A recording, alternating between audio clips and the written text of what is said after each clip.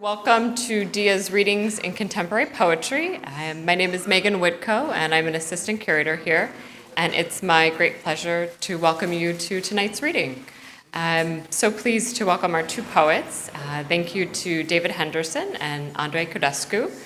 Thank you both for joining us. And thank you all for being here tonight. This was a rescheduled reading from early in December, which seems like a lifetime ago. So thank you all for being here today to have a chance to hear David and Andrei share their work. Readings in Contemporary Poetry is a part of the Sackler Institute at Dia Art Foundation, and we want to thank Levy Gorvey Gallery, who provides major support for the series, and additional support is provided by public funds from the New York City Department of Cultural Affairs, as well as our media sponsor, the Brooklyn Rail. And lastly, we want to thank Brooklyn Brewery and Dia's staff, particularly Mary Catherine and Max Tanone. So I see a lot of regulars tonight, and we're going to do a slight deviation from our normal schedule. So we are not going to have an intermission, but rest assured there'll be plenty of time to purchase books at the end. We have a great selection of titles by both poets, so I encourage you to check that out after the reading, as well as feel free to stay and socialize. So we have a full schedule ahead. There was a lot of great readings. This is the first of 5 for this spring, so I encourage you all to check out the schedule on Dia's website. So without any further ado, I will hand it over to Vincent Katz, who's going to introduce our readers for this evening. Thank you.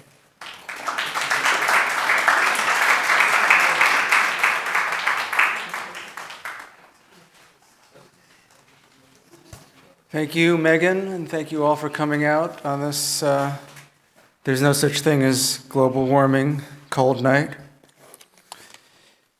We have a great season coming up, starting up tonight, with a great reading tonight, and followed up in 2 weeks, February 13th, Steve Dickinson and Julie Azell Patton. Then on March 13th, we'll be hosting Tanya Foster and Marcella Durand. April 10th will be Steven Seidenberg and Alan Felsenthal. And the last reading of the season, May 15th, will be Maxine Chernoff and Emily Skillings.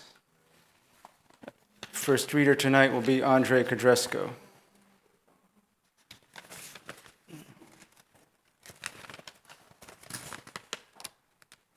Resequence my notes. There we go. Where's Andrei? There he is. I always like to look at the person I'm introducing in the eyes. Andrei Codrescu was born in Sibiu, Romania. He has written poetry, novels, essays, and film.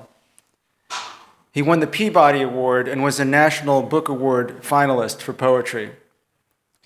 From 1983 to 1996, he edited the multi-volume publication Exquisite Corpse, a journal of books and ideas. And in 1996, he started to edit the ongoing website Exquisite Corpse, a journal of life and letters. Codrescu was a regular commentator on National Public Radio's All Things Considered from 1983 to 2016. His recent books include Bibliodeath, My Archives with Life in Footnotes, 2012, and The Art of Forgetting, New Poems, published by Sheep Meadow Press in 2016. He's also the author of Alien Candor, Selected Poems, 1970 to 1995, published by Black Sparrow Press, and So Recently Rent a World, New and Selected Poems, 1968 to 2012, published by Coffee House Press. One of Andrei Codrescu's earliest books is in fact 3 books, each claiming an invented authorship. In poet-publisher Paul Carroll's words, quote, "A black Puerto Rican poet imprisoned for an unspecified crime, an ex-beatnik who's become a mystical fascist in Vietnam, and a robust young woman who lives on the Lower East Side," end of quote. Along with the dreams, these figures, united only by their tangential relationship to the United States, possess. I want to touch something sensational like the mind of a shark, writes Codrescu in the guise of Alice Henderson Codrescu. He never gave up this fascination and desire for knowing America, whether from the underground up or straight through middle America as it grows, flourishes, and withers. A typically dense poem from a later period titled 3681 Amtrak begins, bridges with empty niches waiting for rural Madonnas, subjects of somebody's nostalgia, not mine, the backs of old Pennsylvania towns, rusted boats. Codrescu is always on the side of the revolution, but he is also always a card-carrying surrealist. Nobody gets off without Codrescu's taking the piss. A recent poem begins, "The Revolution returned to New York for Allen Ginsberg's 92nd birthday. Allen, let's fix America." Like everything by Codrescu, it's simultaneously serious and comic, witty, pointed, and unexpected. Let's see where he'll take it tonight. Please welcome Andrei Codrescu.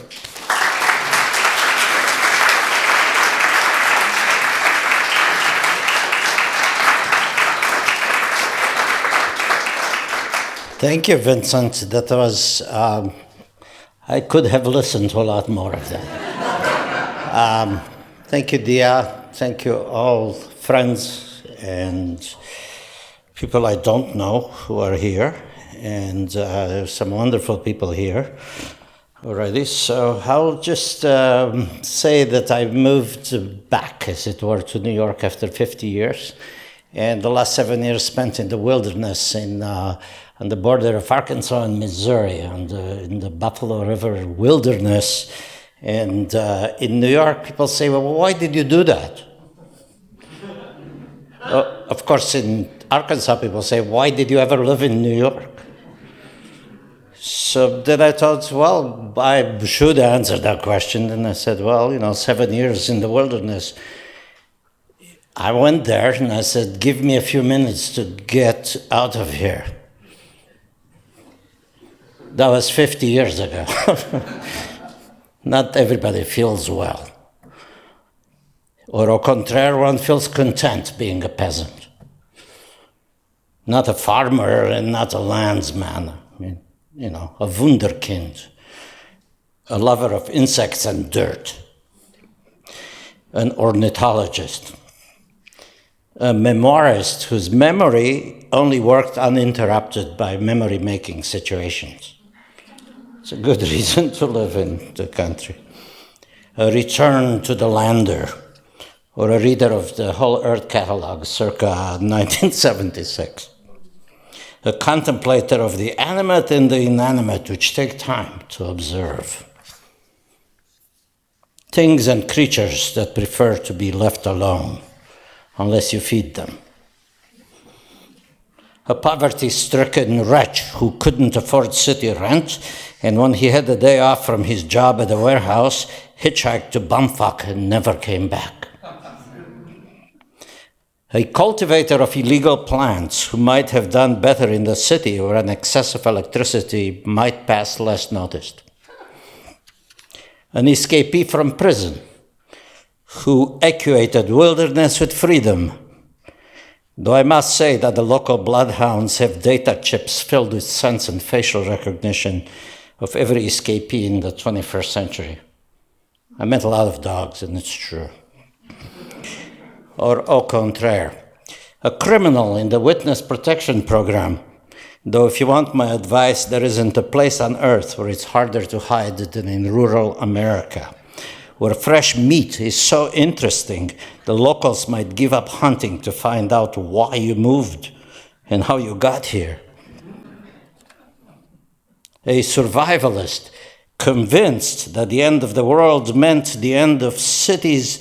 Jesus, a carpenter, never considered, since he was a carpenter, always looking for work in the cities, and made a splash before crowds in the capital.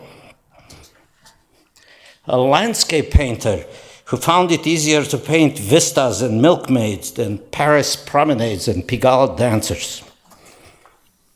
A noisophobic individual who hadn't counted on cicadas, crows, coyotes, and thunder in the hills. Or simply an introvert, sick of language, who failed to express his inner griefs and displeasures. A hermit, a mystic, a stargazer, a solipsist. A hater of society who saw no way to improve it. A child raised by the petit bourgeoisie of old Austria-Hungary who was ordered to never dirty his hands digging dirt or using a table saw or a chainsaw or any kind of small engine capable of taking off the fingers that are so adept at pounding keyboards, and eyes so clever at reading little magazines. I wasn't any of those things, but I cannot highly recommend any of the others, except maybe the last one. Yeah. So these are some answers of why one would move there, but none of these, except for the last one, are, in any way believable. Rise of the North, again. People get crazier and shabbier the farther south you go. It used to be a draw. Not so much now. Drinking helped, and some sense of abandon, perhaps, replaced by a sense of self-worth, perhaps. The sober gods in charge again, Jupiter and Hera, le beau monde. Pan off in his cave, bat cranky, scratchy hoof, eyes roomy.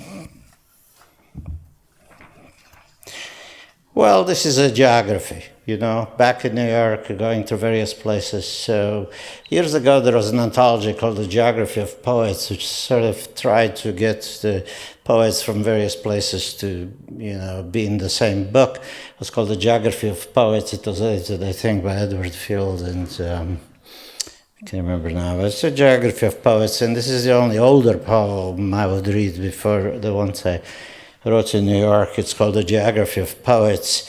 A Geography of Poets is all wrong, Ed. What poets now live, where they say they do, where they started out, where they want to. Half the Midwesterners did time in New York, the other half in California. Only New Yorkers write as if they are from New York, and mostly they are not. The ones in California were wounded elsewhere. When they feel better or can't afford the rent, they'll go back where they came from. This is America. You get hurt where you are born. You make poetry out of it, as far from home as you can get. You die somewhere in between. The only geography of poets is Greyhound. General Motors rules them all. Ubi patria, ibi bene, or ibi bene, ubi patria. Bred out of nostalgia.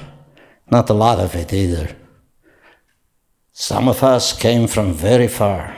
Maps don't help much. So then, I was in New York for about a year now and some months, and so these are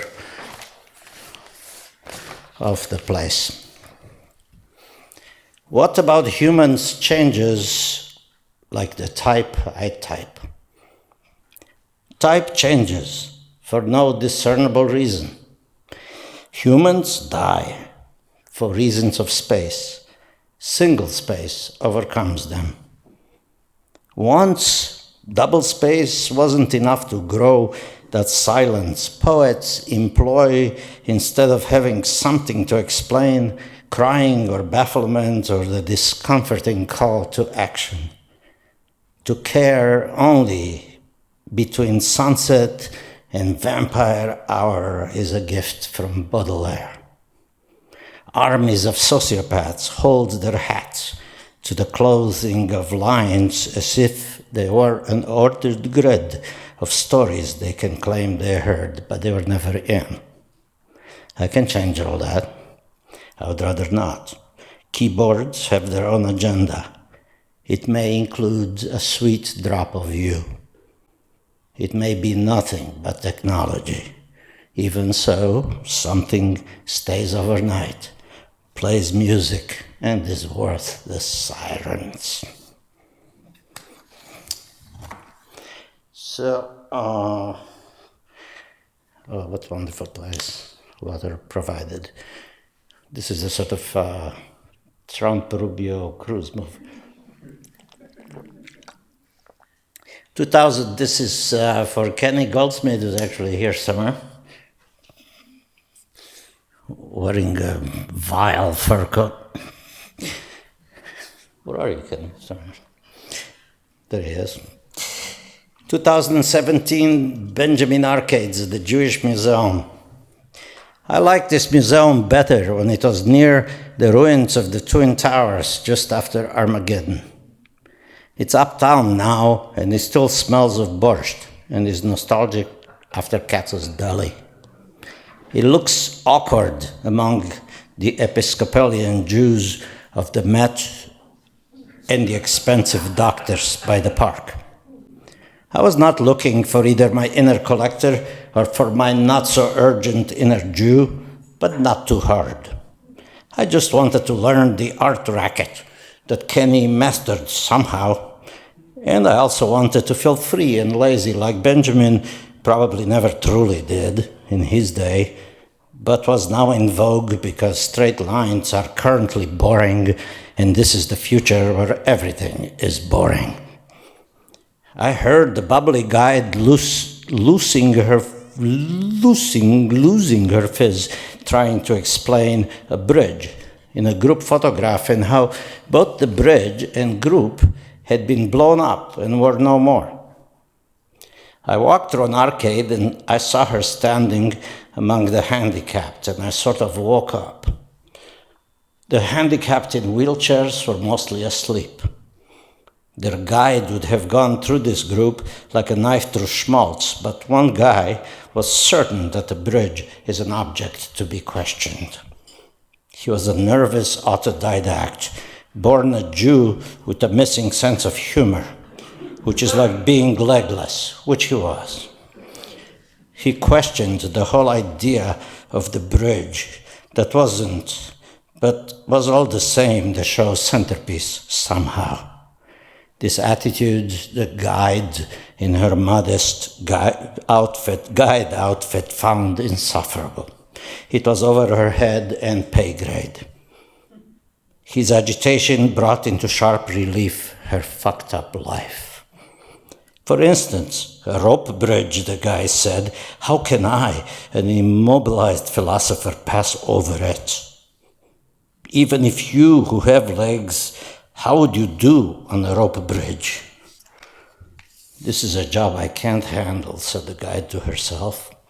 And in this world of posters, buttons, and large black type that was still downtown for this point in her life, the young guy kept saying, rope, rope, and Jew, Jew, until one of the wheeled people said, a bridge is a means of passage over a ravine or over a river, if you make it or not. Then she went to sleep, and I had no one to spectate. I spectated a short-skirted worshipper of art until I was bored and needed coffee. She looked like the red fox with a bushy tail that sat on the grave of Karl Marx at the Highgate Cemetery in London a minute before the cemetery closed. I never got in, but saw through the fence the grave the fox sat on and thought, you see? At the Jewish Museum for Kenny G.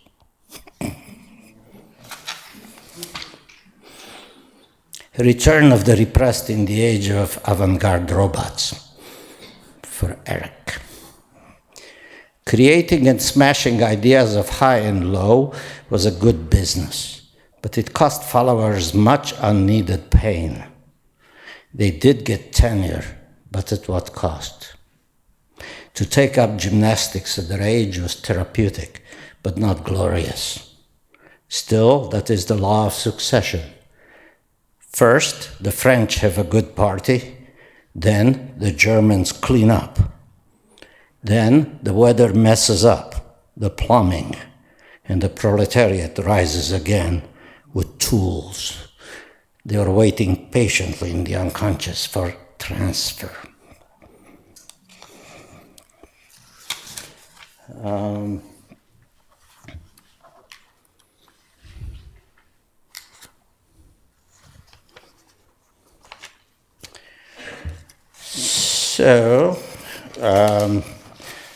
I have been formally experimenting with 13-line sonnets, in which the title is actually a 14th line, if you actually count them. The 12th-line sonnets need you. I like my verse clean and the sonnet a little dirty, like the beloved to whom it is usually dedicated. After that, I can take up social issues and spring emotions into them like a faucet in the park. One time, I spent a whole night in. I had nowhere to go. Gloria's mom said I couldn't sleep with Gloria, and nobody else was home except the drunks in the park and the junkies and other underclasses. We didn't have minorities back then, and justice was not available to the bereft. Now it's another story. I can retweet until the world straightens out, though in my stream of liquored up tarts, and ex-fumeurs will never be sharp enough again to see it as fine as it once felt. And then more New York works from a series called From Sad Americans Writing in Cantinas Too Drunk to Tell If They're Walking into La Barranca or into the Literary Canon. It's a great series. Guy rolls out of an organic burrito joint angry. I am not a customer. Am I not a novelist? You're a Brussels sprout. There is only one perp, time. It's a recidivist, always at it. You know it well. It is the reason you're neither a customer nor a novelist. It's not your fault. Once you blamed your youth, then your friends and the jokes they told, and hated how you laughed before you even heard the punchline. At some point, you set out to know everything so you could laugh at it later. But most things you set out to know didn't want to know you. The timing wasn't right. They were serious. They crumpled your pages, fucked with your diet, post-dated your discoveries, called 911 to report your car for hit and run, surrounded you with cheap alarm clocks. Surrounded you with cheap alarm clocks you had to wear on the outside of your coat. Alarms ringing as you walked to the bar. It made all the tower clocks go bong, bong, all night and all day long. Happily, you didn't hear them. You were in Mexico to drink yourself to death. Time sat on your left hip like a gnome and made you rhyme like a fucking metronome. It was personal. And people never knew you were Malcolm Lowry. Some people who know a novel from a Brussels sprout put you on the list of keep an eye on that corner, and kept an eye on you for over a century. Tequila Mia. And occasionally and incidentally, someone like me, a stranger on 8th Street near 6th Avenue, runs into you and is amazed by your likeness to yourself. So this is a poem based on a picture, a famous photograph of Lee Miller in Hitler's bathtub. But during the end of Second World War, when the Americans were in Berlin and She is a wartime photographer, actually. Had a picture of herself taken in Hitler's bathtub. Artist and monster sex. Lee Miller in Hitler's bathtub. What Susan Silas calls the radicality of intimacy. Lee Miller's body, intimate with Adolf. She is naked flesh to naked flesh, with a destroyer of millions of bodies, of which she could have been one. A brief time only away from Hitler's flesh, now ashes. The flimsy curtain of history drowned down, ceramic, steel glass, lens, celluloid, conducting the sexual thrill. It's not hubris of living victor over dead satrap.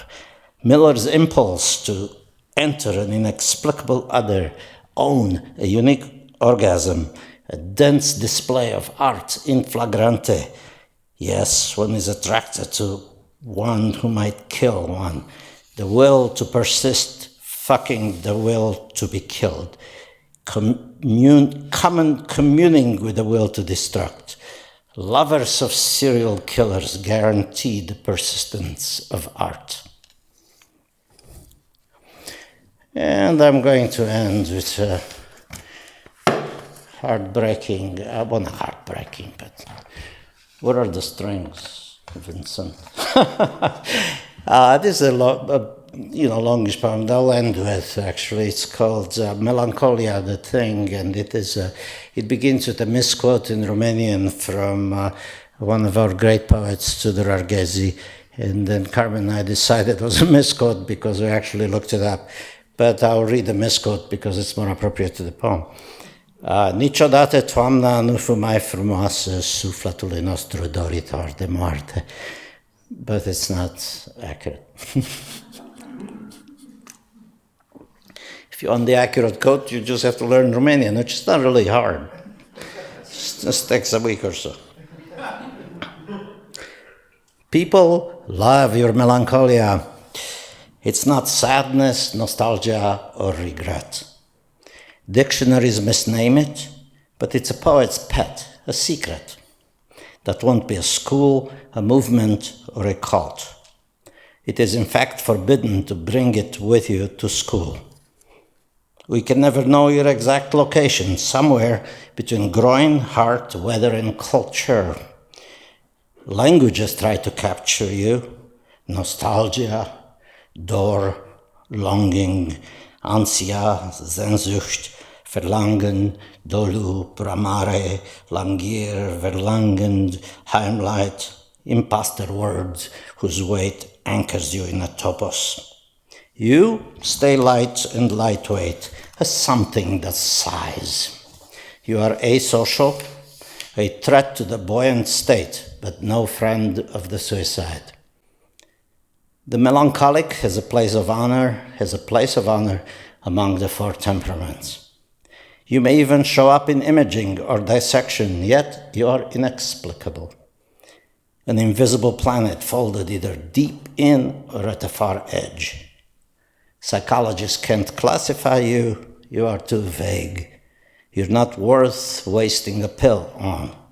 And unlike depression, you're not contagious, though you can make a room wistful for a minute with a bluish fog. What used to be so funny less than a minute ago? Buzzkiller.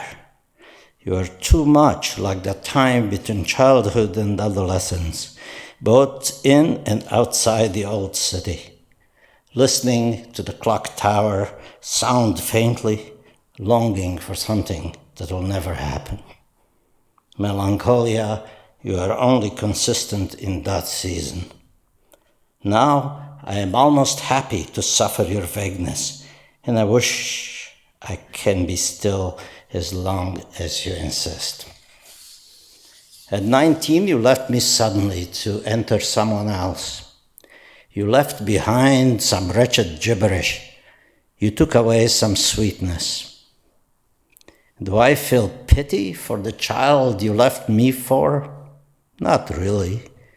I can now watch without flinching the newly melancholized walk into the void. How can you envy the nouveau melancholic's cloud of sighs? I miss the you that made me sigh, not the you who stole away to make a new thief poet. The cloud of sighs drowned summit swallows, and to be frank, I don't care to feel that way again. You moved, you are no longer mine. Your autumn leaves are scattered by the leaf blower that hates actors. If I talk about you like a lover about a lost love, it is because I miss your nomad ways, your way of belonging to no one and everyone, an appendage to memory like Wordsworth's cloud. Never fully forgotten and never in a fixed orbit. You hide yourself and hitchhike back to the first waking of language inside a shy student. You are not a noun, my love, but you are palpable, an organ, a city. Sibiu, Visby, sites of beautiful slaughters. Histories flow through your body of nothing. You never acquired a real name in that immensity of time, between adolescence and whatever this is now. Sweat, nightmares, hives, fear of dark alleys, the fireflies that tiptoed on pimples and blackheads, the province of an age between ages, handing the still soft child to the hard-shelled alien now trying to put you in a frame. You are not even a word. In English, you are melancholy, not melancholia, a foreign film. My partner in void walking. I don't know why I bothered to put you into words, a subject without context, erased by the last century, candy to a sad child, a lizard's head in smoky dives, a taste of death and funk. I don't know why I'm foisting you on company. I'm drunk. Thank you.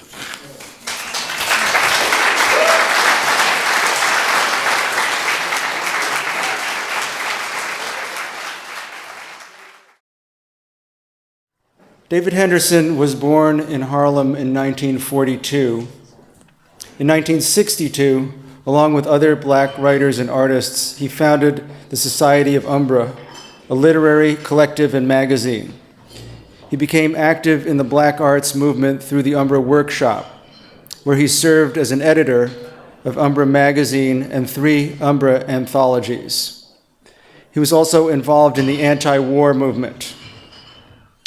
Henderson is the author of the following books of poetry: Felix of the Silent Forest, 1967, De Mayor of Harlem, 1970, The Low East, 1980, and Neo California, 1998. Author of the lyrics to Sun Ra's composition, Love in Outer Space, Henderson has also recorded with the saxophonists and composers Ornette Coleman and David Murray, and the cornetist and composer Butch Morris.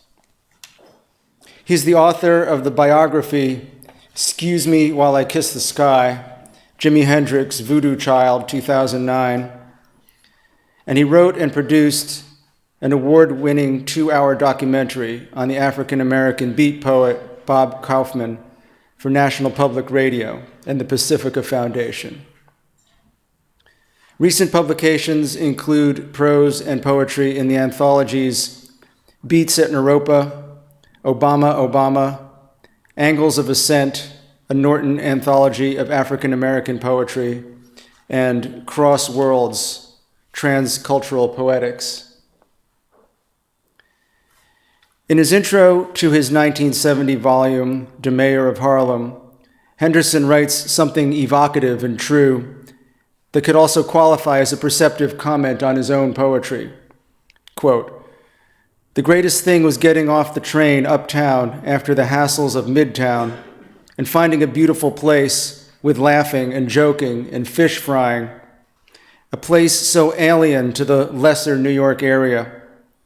Its beauty is in the blood, the genes. It defies time, defies money, air pollutions, institutions, and even outright genocidal murder.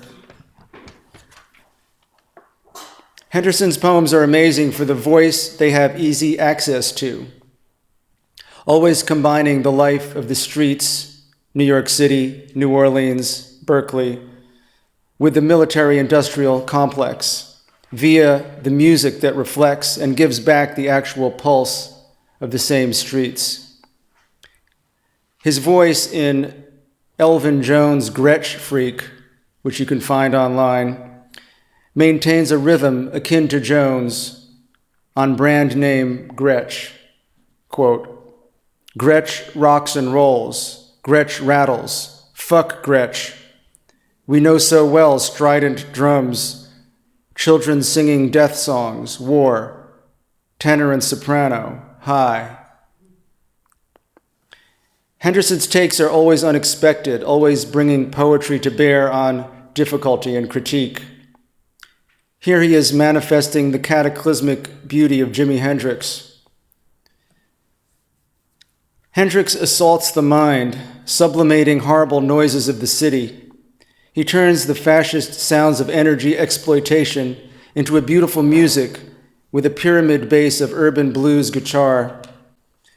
We hear spaceships landing in the heavy atmospheric gases of fantastic planets. We hear giant engines changing gears. We hear massive turbines that run cities, Frankenstein life-giving electric shock blasts, jets taking off and exploding into melody.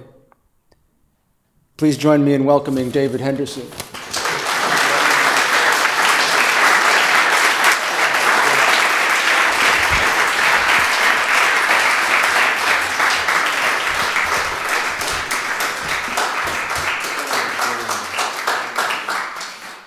Well, it's great to hear Andrei should be there after a long time. It's been a long time. It's nice.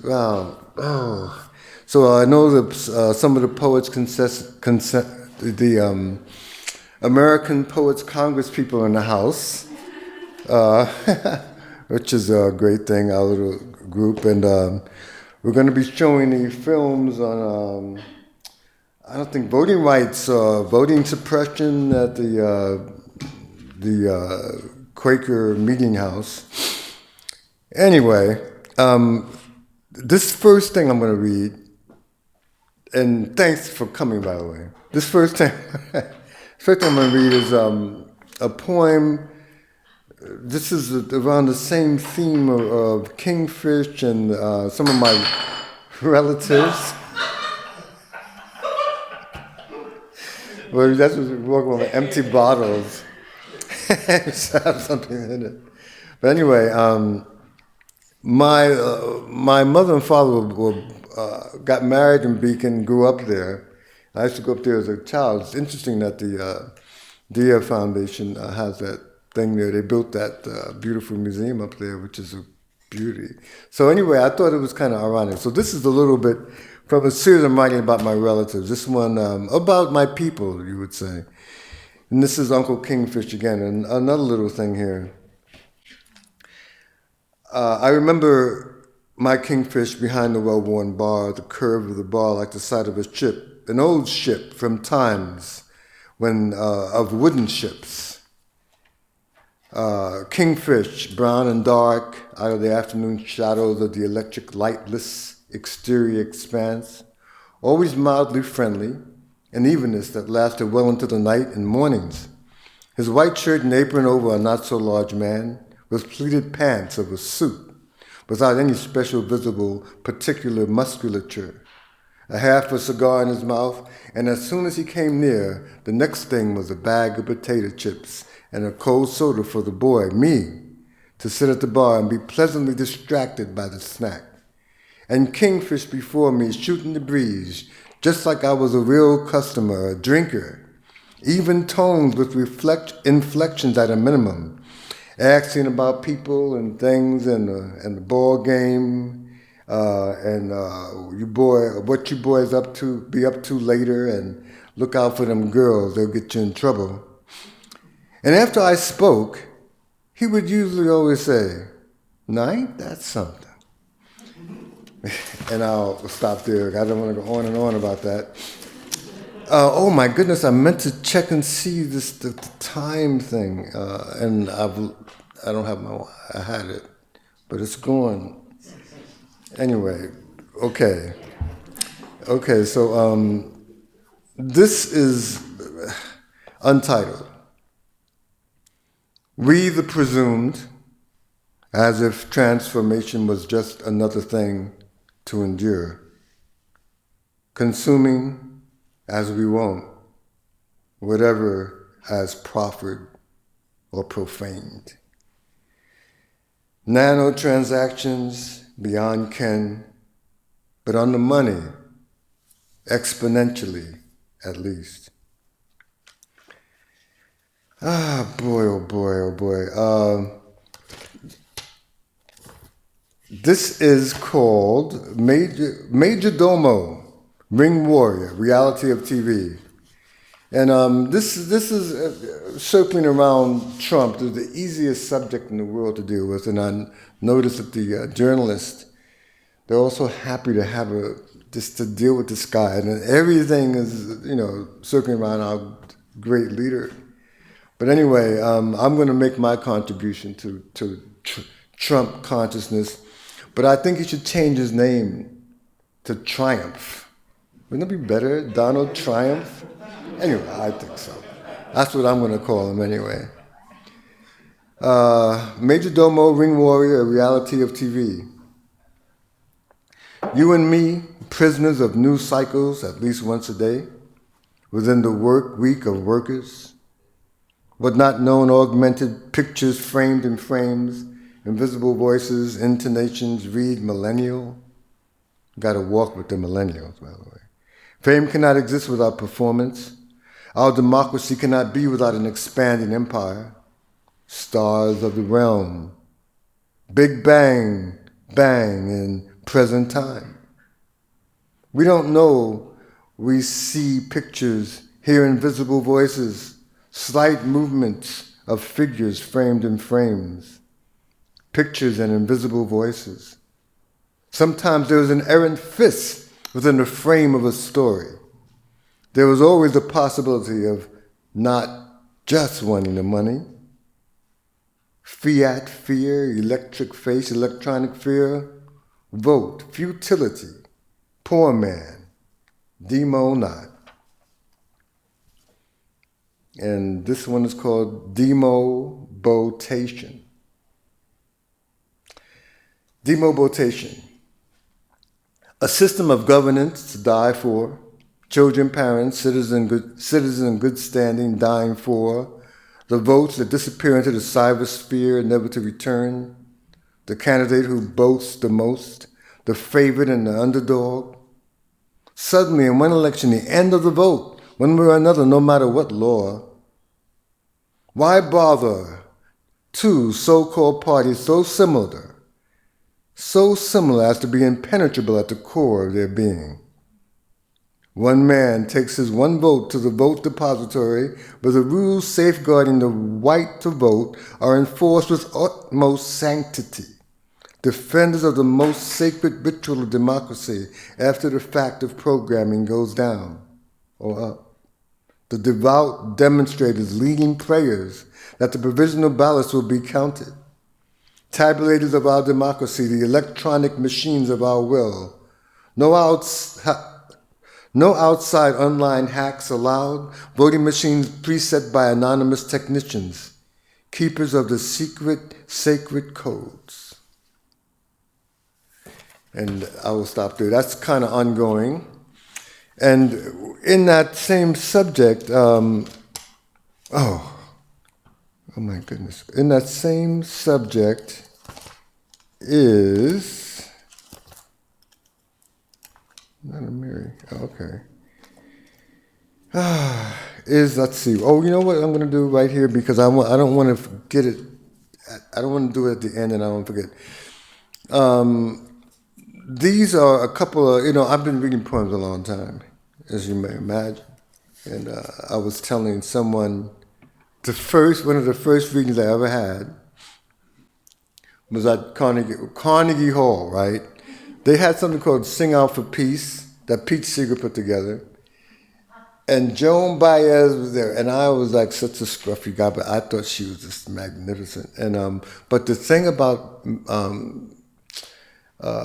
Carnegie Hall was when you're on stage and you're looking out there, and there's the balcony, and there's these, and it goes around like that. It's amazing.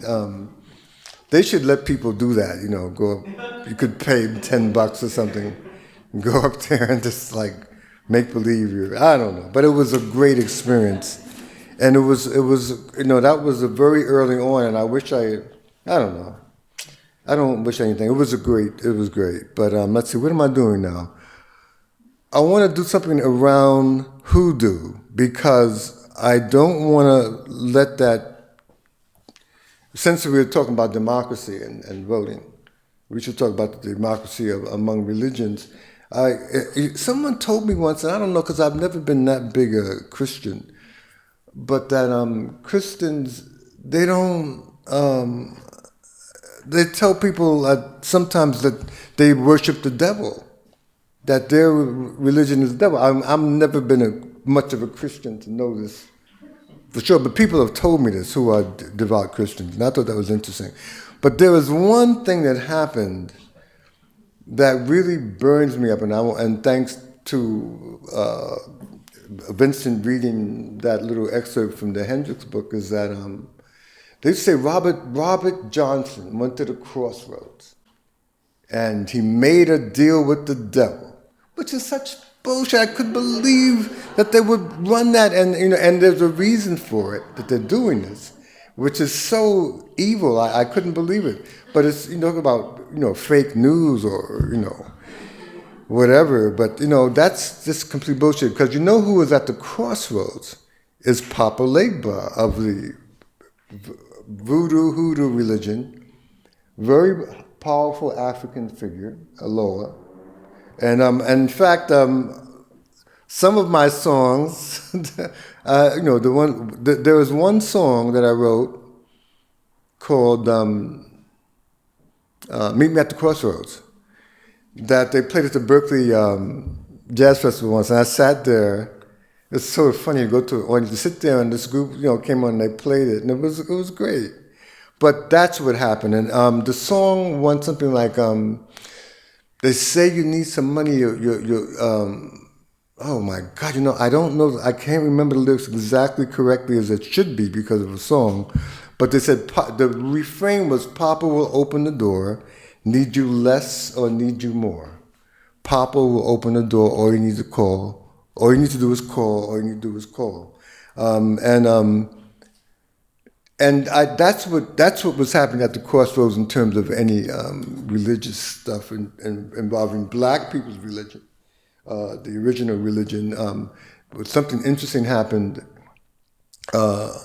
when some black people came to America, was that a lot of the religions were the original voodoo, of course, and I knew some musicians who played in the ceremonies, and I got to go to some of the ceremonies. Beautiful ceremonies. People get possessed, and there's color, and there's music and food, and just a beautiful thing. And I said, I can't believe that in the Hollywood movies portray it such, and they'll use it to malign Paul Robert Johnson, who was a beautiful genius. But anyway, I can go on and on about this, but here is one of my favorite poems called Ode Marie, Two Blues of Marie Laveau. And it's for Bunny Hull, who actually put this to music, and it did it beautifully. I couldn't believe how she made it into a real beautiful song, and someday that will be out. And Bunny Hull sang in Michael Jackson's that big album that he made that was she was in the chorus. And that was a long story. Anyway, this is called Ode Marie, Two Blues of Marie Laveau. 1. There was a woman in New Orleans, Marie Laveau, the hoodoo queen, worked much mojo, was all so mean. She conjured the government, she fixed the police. She brought back one of her husbands and sent evil wives running across the lands. In the old quarter where the blacks and Creoles did live, she sat before her altar and talked in tongues to stars. Her cobra snake was known to walk. Her cobra snake was known to talk. Down in the old quarter of the blacks, Marie's snake was known to talk. She gave the baddest dances in town was on the shores of Lake Pontchartrain when the sun went down, when the sun went down. Ah, Marie, Kanga party deities, hey, Marie, give some to me. Down in the old town, old Marie, she know. Down in the old quarter, old Marie, she know. Down in the old town, it rains for days. Down in Lake Pontchartrain, it rains.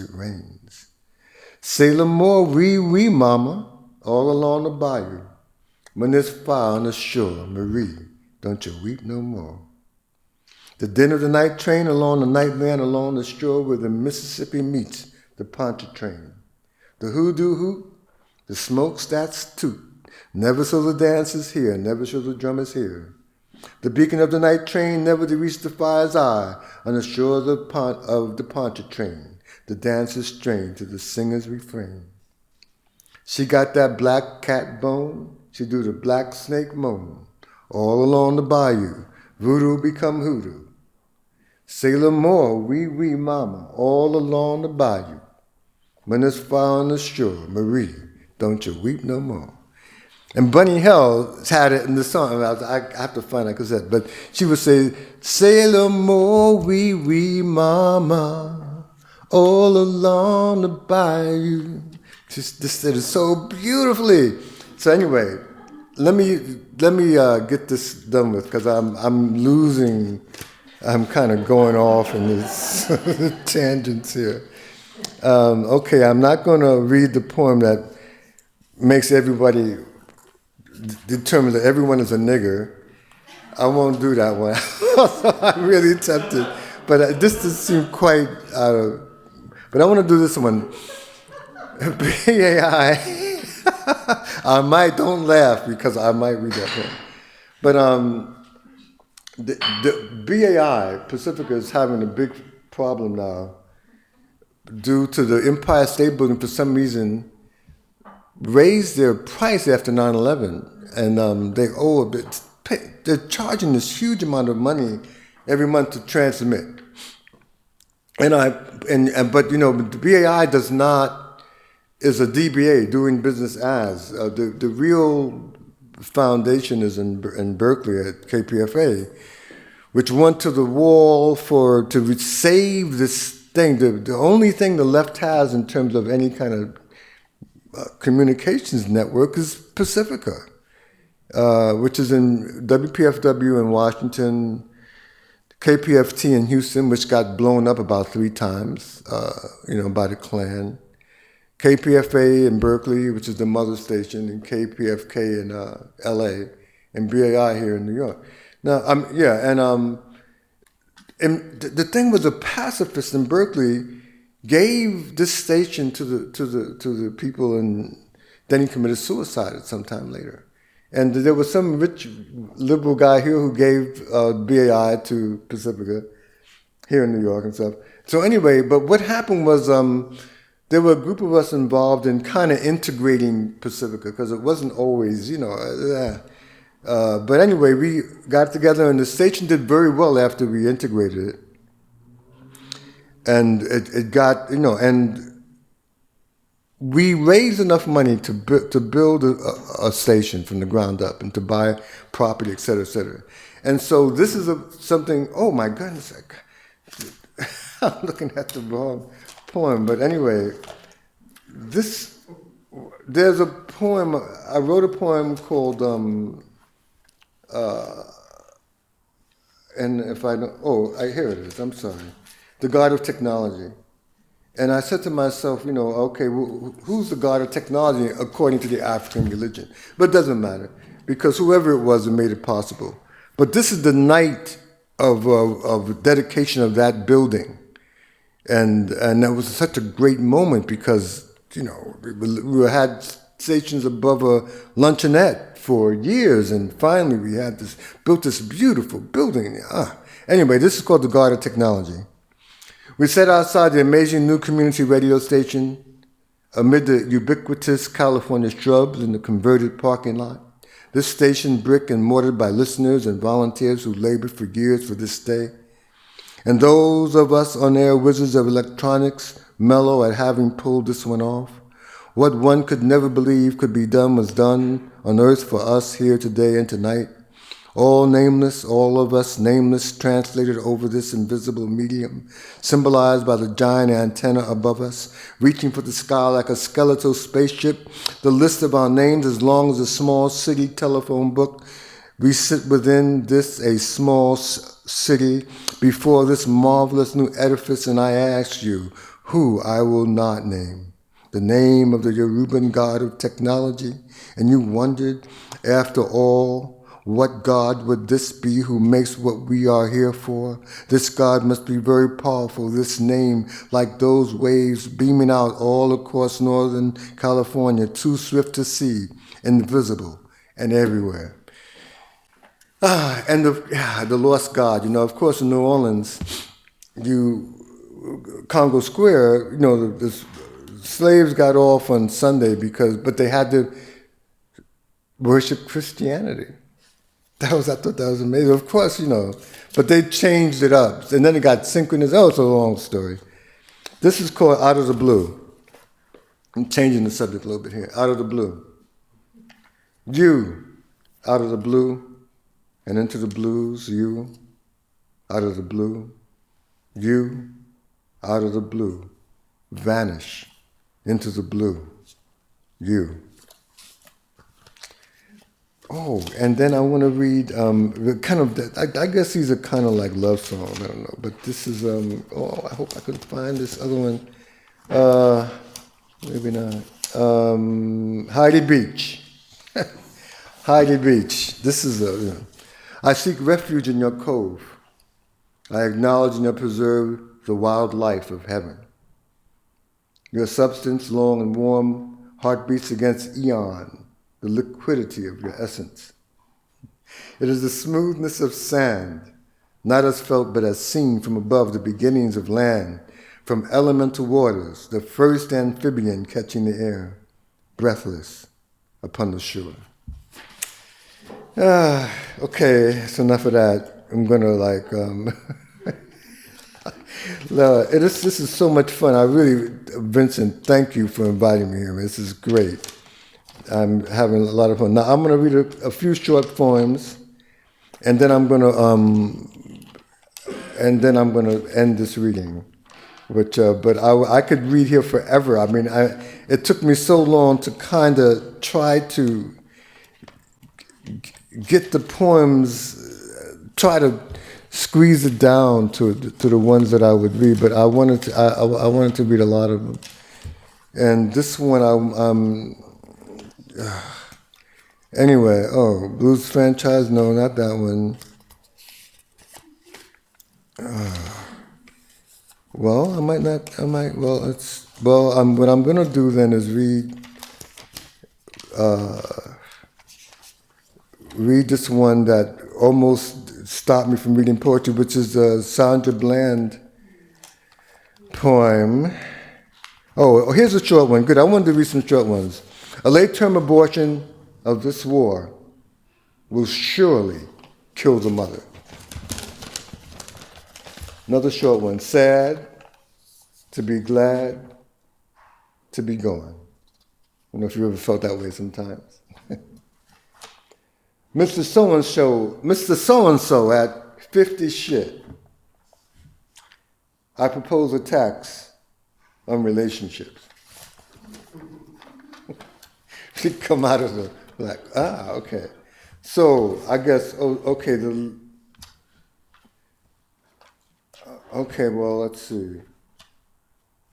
Okay, this is one I'm going to, I don't know what to do. I want to read Sandra Bland, and that's what I will do. I just have to find it. And it's here very close. Citizens Sandra Bland, DOA before justice. And, this is 17, okay. And this The deceased citizen Sandra Bland, as introduced by the deceased citizen Eric Garner. On his way to the grocery store, Eric Garner had no loose cigarettes that day. For those who lacked the funds for $13 packs of smokes. But even though Garner, a big affable guy, had just saved the idle posse of cops the trouble of breaking up a fight, those cops decided on the spot to take him in on some obscure aspect of their mission to interdict the sale of untaxed cigarettes to indigent tobacco addicts. Guilt or no guilt, Staten Island, New York cop quota would be fulfilled, in or out of the moment. Garner was known to those local cops, and they were known to Garner. His denials and pleas did not prevent his arrest. A man guilty of going to the food store for his wife and kids, family man of love, peace, overweight, diabetes, heart trouble, and due processes. Garner balks, but then quickly agrees to cooperate with being detained, as the shortest and thinnest of the cops in the New York Yankee cap creeps behind Garner and has to leap to gain an arm around his neck, his arm bent at the elbow, making a ligature below Garner's chin. Video beholds the illegal chokehold. And with the other 4 cops, they take him down, seeking to handcuff him behind his back, as choke held Garner says, "I can't breathe, I can't breathe, I can't breathe." 10 more times, repetition. Having only a few of those breaths of protest left before death, had Garner perhaps turned and fought that little leaping cop and taken the majority of the 5 cops to the ground, before the completion of that legal chokehold, Garner might be alive today. Had he slammed down those criminal cops and fought them like a father protecting his family. I almost said his country. That chokehold cop eventually absolved of murder by a Staten Island grand jury. Other charges still pending against this guy, this cop. Still on death duty, the cop earns over $100,000 a year as a clerk cop who just happened to get plenty of overtime. This is from the Texas Transportation Code. You must yield the right of way to police cars, fire trucks, ambulances, and other emergency vehicles on the roadway. And this is a code. When you see an emergency vehicle, you should immediately move as near as possible to the right curb or edge of the road to create a clear path for the emergency vehicle to pass on the left. There is no mention of having to signal before yielding the right way. Yet for failure to signal, Sandra Bland arrested DOA in 3 days. Quote, she was found hanging from a cell partition with a plastic bag as ligature around her neck. The fingers that shaped the ligature bound with knotted of the noose, novice hangman presentation to the state. A lovely 28-year-old young woman of African-American descent, driving alone on a desolate roadway in the deep South Texas, USA. The flashing lights of an emergency vehicle police car comes up behind her. She pulls over at once and discovers the police vehicle with lights flashing is following her to the side of the road. And some official with a Texas Ranger crown, badge, and gun comes out from the squad car, stands at her driver's side window. They are alone on some desolate old prairie road deep in the Old South. She is attractive, sassy, and speaks to her constitutional rights. But because she refused to put out her cigarette while seated in her car, the official will eventually order her out of her car at the point of a gun.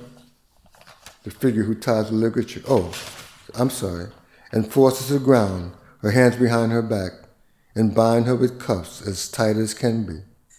She's attractive, sassy, and called him out of his name many times. To her, he is the motherfucker. To him, she's a potential mother who shall die. Whatever Malcolm identification that breeds fury to murder, quote, she was found hanging from a cell partition with a plastic bag of ligature bound her neck. The fingers that shaped the ligature bound with knowledge of the noose. The figure that shapes the ligature binds with knowledge of the use. Part-time hangman, representation to the state. The figure who ties this literature, suicide, the police say, Amateur ligature successful on first try. Sandra Bland, citizen corpse of no habeas, discovered by nameless sub-prisoner called Trusty of the Texas state. Trusty, grand jury testimony central to the decision. Secret body, default, court of judgment. Trusty. Anyway, I'll stop. Thank you. Yeah.